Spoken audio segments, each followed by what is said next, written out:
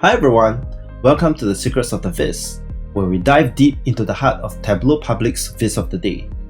Have you ever wondered how these stunning visualizations come to life?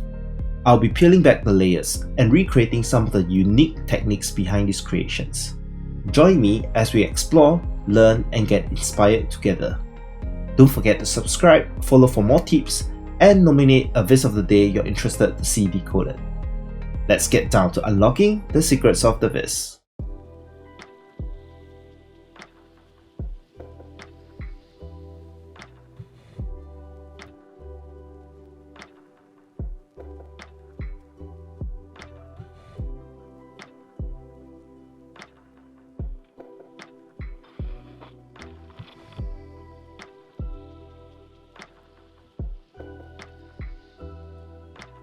The centerpiece of Lisa's work is definitely the map of Broadway District in Manhattan.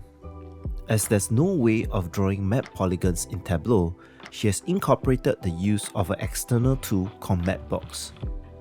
To get started, you can head over to the official Mapbox website and create an account. It will prompt you for some credit card details, but it will not charge you unless you exceed the free tier of 50,000 map loads per month. If you're embedding a custom map onto a website, sure, the visitor counts will definitely cross that. But if you're using it to export a spatial file, then you're unlikely to exceed. To create a custom map, head over to the studio and create a new dataset. From here, you can search for a specific location by typing it in the search bar. In this example, we will use the same configurations as Lisa, which is the city of Manhattan. You can now use the drawing tool to create polygons in the map. Single-click to add points to your polygon shapes and double-click to end the drawing mode. Mapbox will generate a new ID for each polygon, so you can add as many as you would like. Remember to save your map, and we can now head back to the studio page. Click on the ellipsis icon and select Download to generate a Geon.json file, which is a type of spatial file.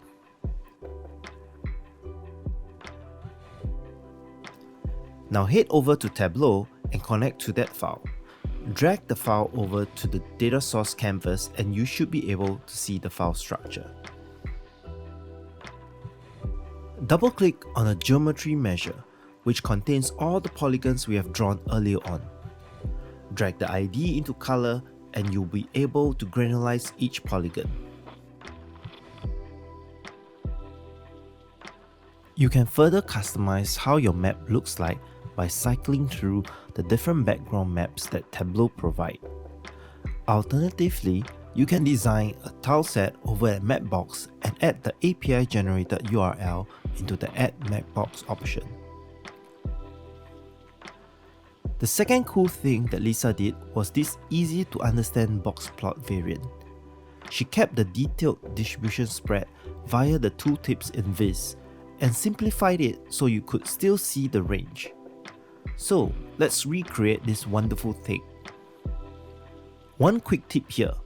Use the right mouse button instead of the left to drag the measure to your rows or column shelves, and Tableau allows you to set the aggregation without additional steps.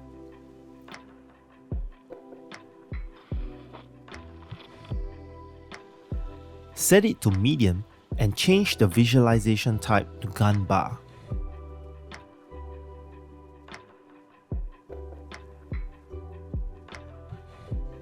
Next, you'll need to create two calculated fields for the 25 and a 75 percentile. You will also need one more to calculate the difference between those two percentiles to generate the range. Drag the 25% measure to another column axis and drag the width field to the size.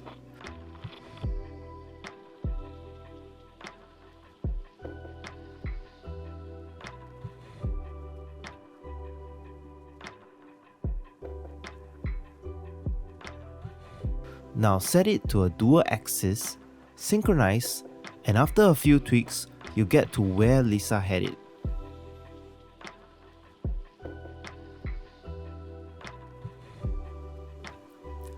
The last technique I want to go through is the dynamic sorting. This is particularly useful to give your users some interactivity or build on advanced functions like showing X number of bottom or top rows. Another quick tip here, you can drag the order in the legend of a stack chart to change the order of how the dimensions are visualized as well. So in order to create that dynamic sorting, you would need a parameter for your users to interact with. Then, you'll need two sorting calculated fields that rank the dimensions separately. After which, you will need a final calculated field that toggles between these two ranking calculations based on the selected parameter. Drag this rank switch field into the view and make sure you edit the table calculations for both dimensions to include all levels of granularity in your view. And with that, you have your dynamic sorted chart. I hope you've enjoyed this episode of Secrets of the Viz and learned a thing or two. Keep visiting, and I'll see you the next time.